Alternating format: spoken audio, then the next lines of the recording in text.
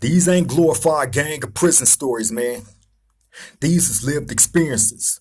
Welcome back to the Swang Low Podcast Show. Do Rock Creep. It's an absolute pleasure to be back here at this round table amongst my round table family. Salute to everybody for joining me. Now, look, before I jump into this video, please allow me this opportunity now to ask you all, if you haven't already did it, to like, comment, share, and subscribe to the Swang Low Podcast Show. Do Rock Creep. It won't cost you a dime. It helps us get further into the algorithm, and with your help, we can make it there. So again, like, comment, share, and subscribe to the Swang Low Podcast Show. Do Rock Creep, and salute to all of y'all that did become part of the team, but part of the family, man. We embrace you wholeheartedly here at this round table. Again, salute to you all. Now, look, man, I wanted to take this moment of reflection back to my childhood, right? I've touched on a few things as of late in a few videos that I've done, right? Certain situations that involve my family members, such as my moms and my uncles, right? Now, this story was inspired by a conversation that me and my beautiful woman, Miss Golden, just had with my moms probably a day or two ago, right? Now, these conversations that I have away from the round table probably is some of the most profound ones. And I wish I can get my moms on this show. When I'm on the other side of this camera, I promise you, I'm going to get her on this show, right? Because my mom's is well informed about everything. She stay tapped into the show. She's the reason why I'm not wearing no glasses today. She told me, son, take the glasses off, right? Her and my girl, Miss Golden, had a little friendly back and forth about that. However, for my mom's, glasses is off. And she also told me, my mom's, that she was going to wash my mouth out with soap, right? Because I guess she feel like I cuss too much, in which I believe I do. And I've been trying to clean that up. And as well as like how I talk, because I'm educated. I'm educated enough to be able to carry a conversation with anybody. You know what I mean? And I need to showcase, my education when it comes to being able to communicate, especially how I come across on this show, when giving y'all these stories. Now, let me get into this, man. I was probably around 9 or 10. You feel me? Probably around 8, 9, or 10 years old. I was very young though. I remember that. And like I told y'all, my mom's had me when she was young.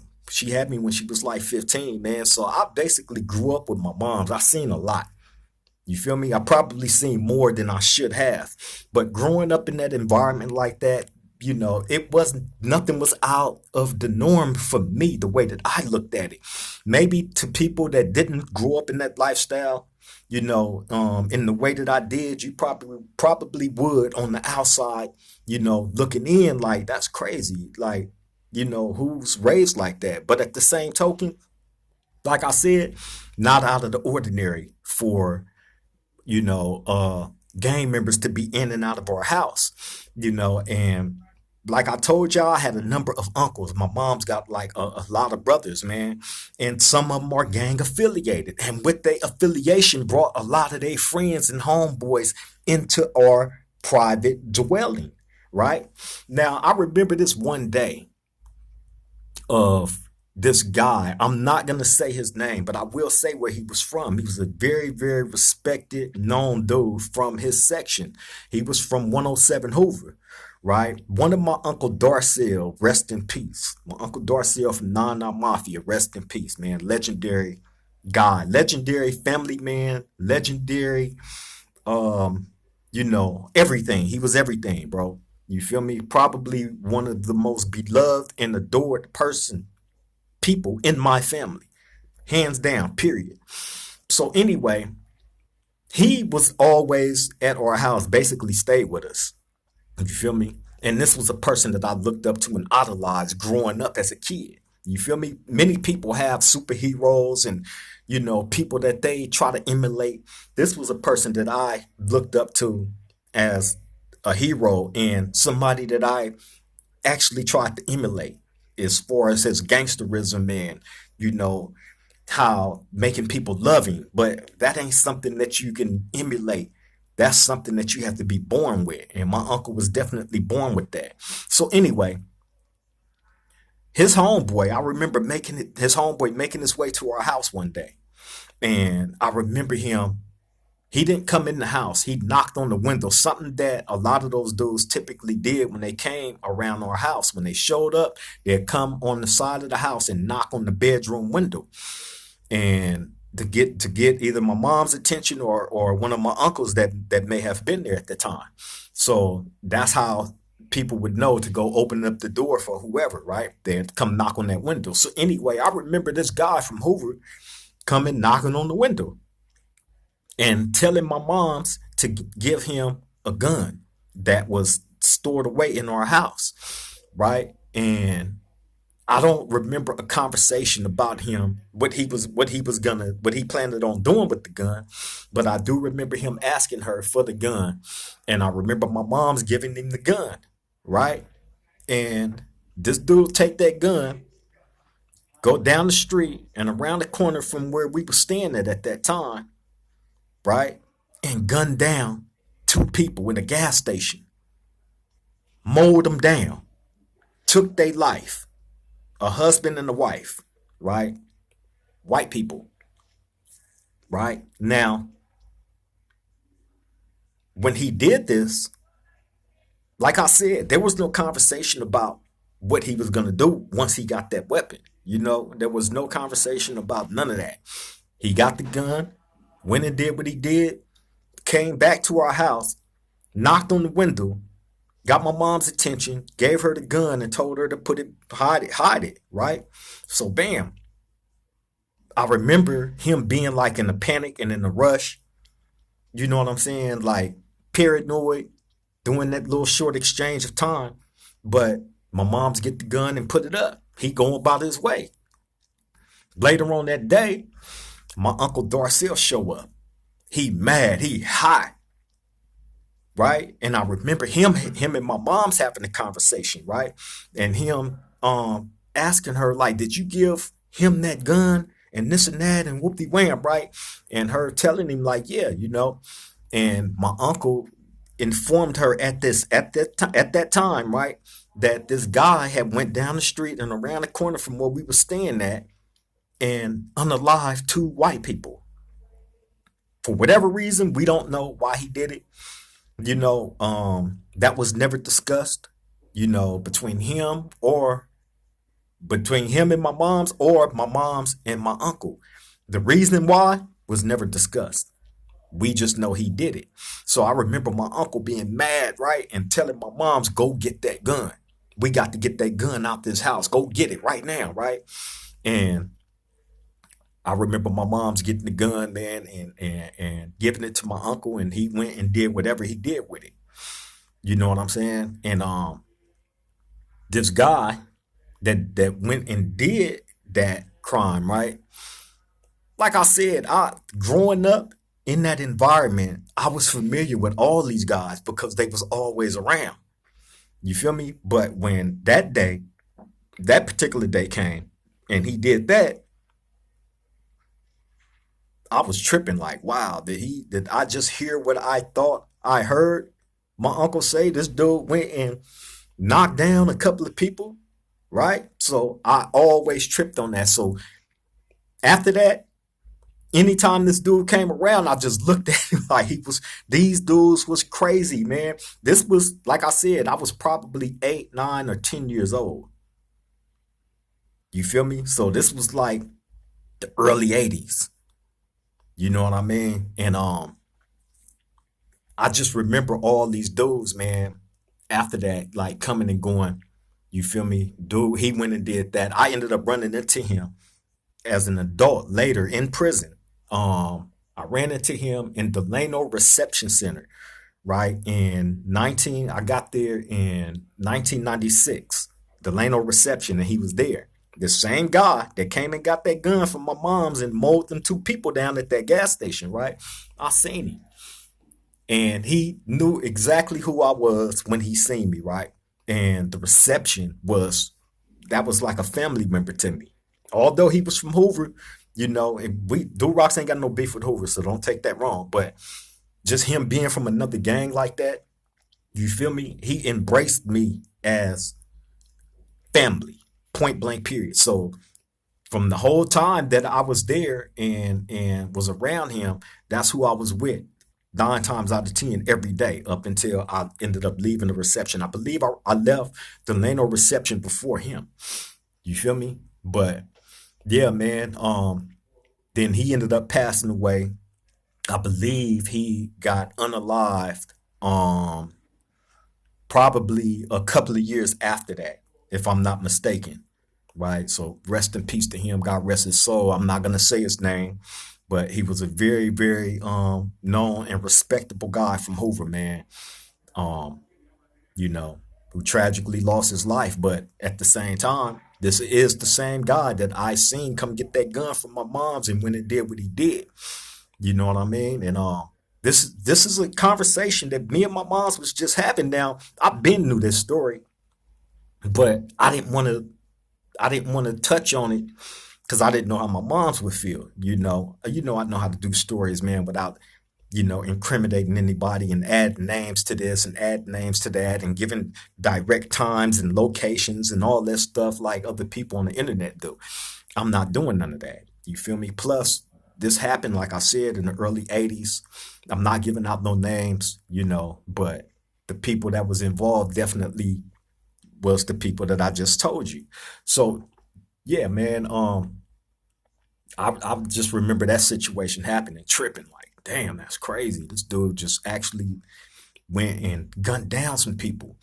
And then another situation happened with another guy from Hoover that my uncle was good friends with. Now, to those of y'all that may not know the gang dynamics, my uncle was from 99 Mafia. He was from West Side 99 Mafia. You got two. You got the East Side 99s, that's in Watts, the Playboy Who Rides. Then you got the West Side 99 Mafia Crips, that's in South Central Los Angeles, right? That's the one my uncle was from, South Central Los Angeles. So anyway, the Hoovers and the 99 Mafias is tight like this. You feel me? So it wasn't out of the ordinary for the Hoovers to be around my uncle like that and him around them. It wasn't out the ordinary. I like all the OGs, the ones that was from all of them, really shit. The ones that hung with my uncle, I knew them. You feel me? And it was another OG reputable dude that used to be around our house a lot, right? Crazy as I don't know what. These dudes was crazy, man. I'm telling you, my mom's will tell you. I'm telling you, we was just talking about this the other day. Me, her, and Miss Golden. These dudes was some crazy Crips, period. Right? But this other guy from Hoover, he is hanging out with my uncle one day at our house. And for whatever reason, this guy pick up a gun that my uncle had, in the house, and he get to playing around with the gun, right? While he in there in our house playing around with the gun, he's standing in the kitchen area in our kitchen, and while he's playing around with that gun, the gun go off, shoot himself in the head, right there in our kitchen, right? Man, hey. So at that time when that happened, when that incident right there happened, we was at my grandmother's house, who didn't live too far from where we stayed at. So when that incident happened, when dude shot himself in the head, we was at my grandmother's house when that happened, right?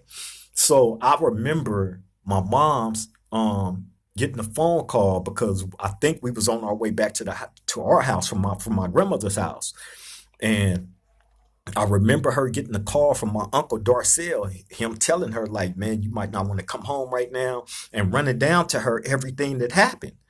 So I can't remember if she actually went by herself over there to look at, the after effects of this guy shooting himself in his head. But I know she did not want to step a foot in that house because his blood was all over our kitchen, all over everything. Right? Shot himself in the head, almost killed himself. He didn't die. Thankfully, he didn't die. My uncle was able to get him to the hospital immediately, which saved his life. You feel me? But yeah, man, that dude shot himself in his head. And I remember my mom's like, we not stepping foot in that house until all that blood and everything else is cleaned up. She's like, I don't want to see none of that. I don't want to see none of the after effects of this man shooting himself in his head in our home. So my uncle Darcel had to clean up the whole kitchen and wherever it had blood at, had that dude blood at. My uncle had to clean and sterilize the whole house. You feel me? So yeah, man. I remember that situation happening. But after that dude shot himself in the head, I promise you, now he was already a crazy, I don't know what, right? This dude was already crazy, man. After he shot himself in the head, he came back 3 times worse, 3 times crazier than he was before. You feel me? Like I used to see these dudes do some crazy, crazy, crazy stuff, man. You feel me? And 9 times out of 10, my uncle Darcel was like in the midst of everything that was going on. You feel me? Like I said, he was a young, active gang member, man, that had all these active gang members around him around the clock, and they was all young. They was all in their teens.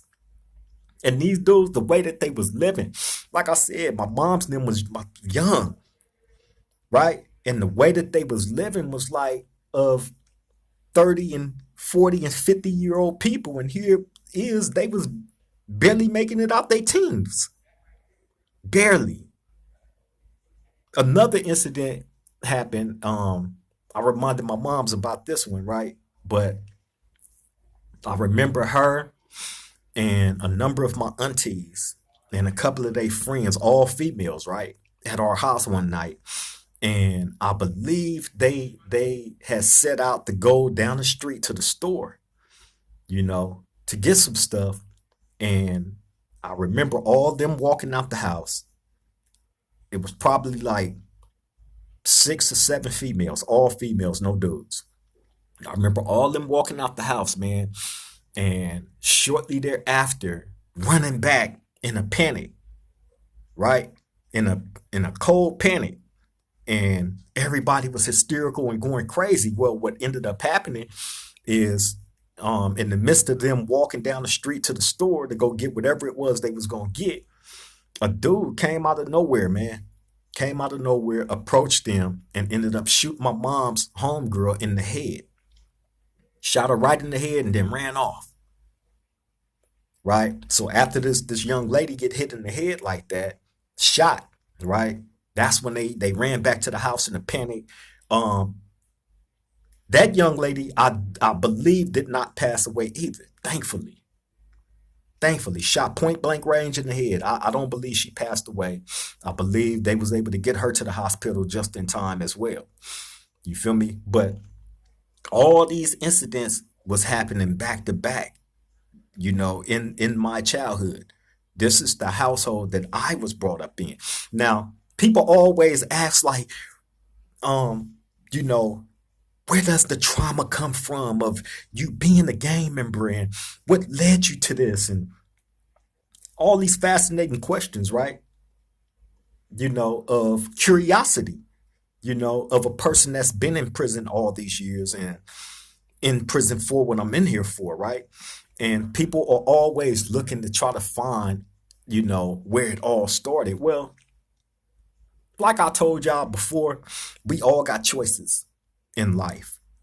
I can't sit and blame my mama, my uncles, their homeboys, or any of my other family members that was gang members, or any of the people that was in and out of our household a lot of times during those times, right? I can't blame nobody else because I've seen people grow up in those situations and turn out to be great. Go on in their life and become great, right? And then I've seen some that didn't. You got to look at it like this, man. If my father is a professional basketball player and I'm growing up and I see that he's a professional basketball player and he's investing a lot of his time and effort into that, I'm going to want to grow up and be that because growing up in that household, that's what I'm seeing. Or or I might have a father, grandfather, or whoever in law enforcement. You feel me? And I'm looking at that as like I want to do that because I'm seeing it in my household. This is what it is. But I have the choice to go that route or not. Well, the same applies when it comes to this gang culture, to this gang life. We all have choices to either go left or go right. And even if you do go left, I don't want people thinking, oh, yeah, you go left, that's the ultimate F up and this and that. Well, yeah, but also you can correct your hand. You can correct things, and you don't have to go out as a failed gang member. You can go out as a gang member that had a sudden epiphany to the point of wanting to change his life and leaving that lifestyle with an honorable discharge. Okay, I made the choice on becoming this as a young kid, but as I've grown in this life, my ways of thinking have changed. Of course, as a 40 or 50 something year old man, my way of thinking is nothing like how it was when I was in my teens and early 20s. You can't possibly think that. And by chance, if you do, because in some cases, you do have people that stay one track minded in their way of living. Tunnel vision. You got them like that. And hey, to each his own, man. I'm not here to crucify anybody, right? For their choices in life. All I'm here to do is to give you my stories and testimony on certain things, situations, to where you don't find yourself making those same mistakes. And if you grew up like I did, then you're familiar with the stories that I tell when it involves your household, your family members, when it's that close up on you. It ain't like I was on the outside looking at this stuff and being fascinated with it and wanting it. Nah, it was right there. It was right there. You feel me? And like I said, growing up under, you know, people that was doing this long before me, and seeing the way that my moms and my uncle and them was coming up young, out there on their own. You feel me? Getting by, how they got by. That's what I grew a fascination for. Y'all got to remember this. School was never my thing when I was young. Never. I could never go to school as a young kid, man, and focus on my schoolwork and what was going on in that environment, because my mind and heart wasn't there. I always wanted to be with my moms. And I always wanted to be with my moms because I felt like I had to be her protector. I had to be there to make sure that she was, her and my little brothers and sisters. I had to make sure that they was all right. I didn't have time to be focused on no school work. I did horrible in school because my mind and heart wasn't there. I wanted to be at home with my moms. I wanted to grow up fast so I can help her because I knew she needed my help. I knew the poverty that we came from. I knew, what we did and didn't have. I knew what needed to be done to get us over whatever mountain that was standing before us. So yeah, I went to the streets. That was my choice, not my mom's, not any of my uncles, not none of the gang members, none of that. It was my choice. We got to stop passing the buck on, bad decisions that's made in our life. And instead of us being grown men or women accepting blame for our bad decision making, we shifting it off on everybody else. Oh, I grew up like this. Oh, I didn't have this. Oh, we didn't have a whole bunch of stuff. A lot. But we had each other. You feel me? And I don't really remember too much, people crossing the game to the point of backstabbing each other as family members. I don't remember that back then. In all honesty, I don't. I just remember, young people getting it how they lived. to the best of their ability and surviving, man, how they survive. And that's the environment that I grew up in. And it grew familiar with me to be in that environment and try to be a provider for those that needed it, specifically my family. I did whatever I needed to do for them. That's a fact. My moms will tell you that at a young age, 11, 12 years old, in the street, hustling and grinding. I promise you, I was that young in the streets grinding, helping my moms. Oh, and this is something else my moms too wanted me to. She said, why you tell all these stories about this and about that? Why you don't never tell them how you used to always come home and no matter how much money you had in your pocket, you would reach in your pocket and give me some money, whether it was $5, whether it was $10, whatever it was, you were always, every time you came home, you did two things. You would reach in your pocket and hand me some money and then give me a hug and then lay down in my bed and we'll talk. You feel me? And that's how I got down with my moms. It's always been like that. Because I was the elder. I was the elder. And the influence that I grew up under, such as the very big shoes that I don't feel nobody will be able to fulfill. My Uncle Darcel, how he made sure the family was straight. Went out and did whatever needed to be done to make sure that the family was straight. And that's why I idolized him and looked up to him so much. Wasn't just the gang stuff. This dude was a real family man. He really cared about his family. His sister was his life. Period. His sister, my mom's, that's why I say she was the honorary queen of the Crips that was in and out of our spot. She wasn't no gang member. But like I told her, Moms, you was gangster in your own right. You didn't have to be no Crip or no blood. And I loved you and respected you for every single thing that you ever did or wanted to do. And, for whatever reason, couldn't do it. But, your heart and effort was always there for us, no matter what. You feel me? So, yeah, man, I credit my moms for all the greatness that's within me. All the bad stuff, I take blame for all that because, again, those decisions, when it comes down to us making the choices for us in our life, that it is either going to make us or break us, at the end of the day, don't shift that blame off on nobody else but yourself. I take full responsibility for all the dumb stuff that I did in my life.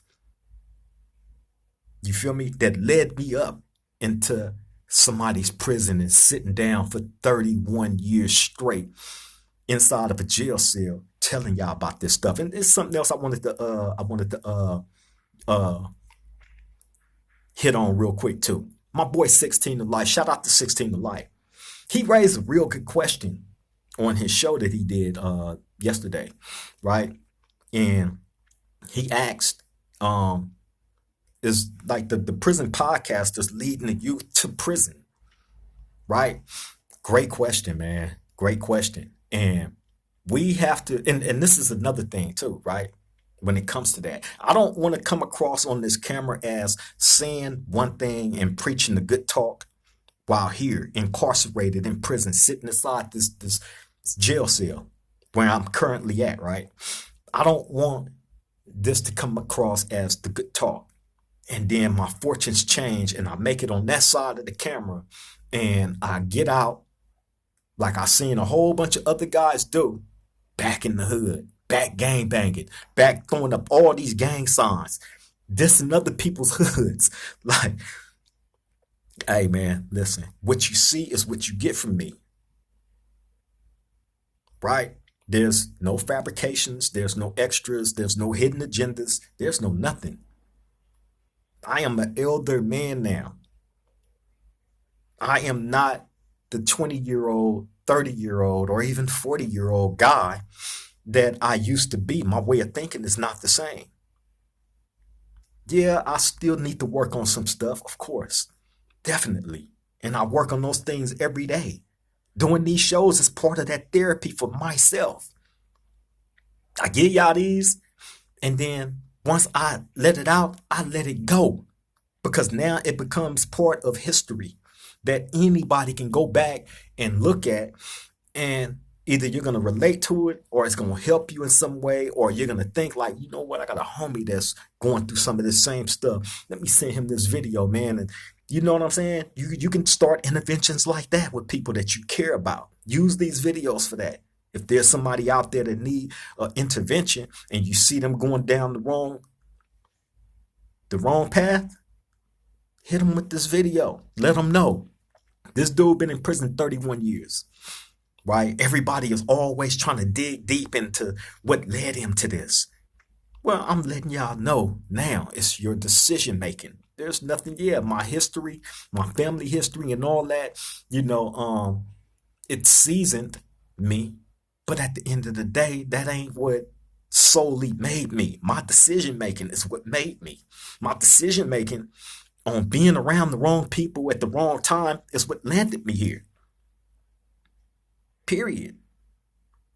Do I take pride in being in prison for 31? Absolutely not. 31 years straight. That's 31 years off my life that's gone that would never be replaced. So if y'all can't understand when I say I'm an elder and I'm at the age to where it's a countdown now. So the rest of my time on this earth belongs to the people that I know invested love and care into me during this hell journey. That's exactly what it is. This has been a long 31-year hell journey. How much longer will it go? I don't know. But I know once my fortunes change and I'm on that side of the camera, the mission continues. This is not just to talk. This is not just to hear myself talk and make it sound good. Hell no. No, not when I got man, like I told y'all, my moms watched this show faithfully, as well as my sisters and nephews and whoever else. Right? And we talk about a lot of these stuff, man. A lot of these things that I present here, we talk about it all the time. So if I know that my family members is watching this stuff, as well as my little nephews or whatnot, and I know especially my nephew now, these are little kids. They got a long, long, long way to go in this life. So why not put yourself in a position to make out a digital cheat sheet for them so they don't make the bad decisions and mistakes that you made in your life, where you find yourself 31 years later making these videos, trying to help people now rather than destroy them and wreck them. You can't care about your community and family, man, if you're doing anything other than trying to be helpful in a positive way for your family and community and those abroad. It ain't just my community that I target. I'm targeting the world. And I hear back from the world, one person at a time. And like I told y'all in the beginning, we building this one brick at a time, one subscriber at a time, one viewer at a time, the right way, by keeping it real. If you can't see the authentic points of views that I put into these videos, then you never will, man. You never will. But yeah, man, I just wanted to bring y'all that little story, man. Give y'all some reflection on my upbringing. I told my moms that I would run this, so it is what it is, man. You look, moms, no glasses and no nothing. I love you. You feel me? But yeah, I'm finna get up out of here, man. I appreciate y'all time. Thank you all for joining me at this round table yet again, man. Y'all take care. Y'all stay safe. I hope everybody has been enjoying their weekend and staying safe doing it. You feel me? But until the next time we meet at this round table, man, I love all y'all. Y'all take care. Stay safe. Till the next time we meet at this round table, I love all y'all. Triple gang.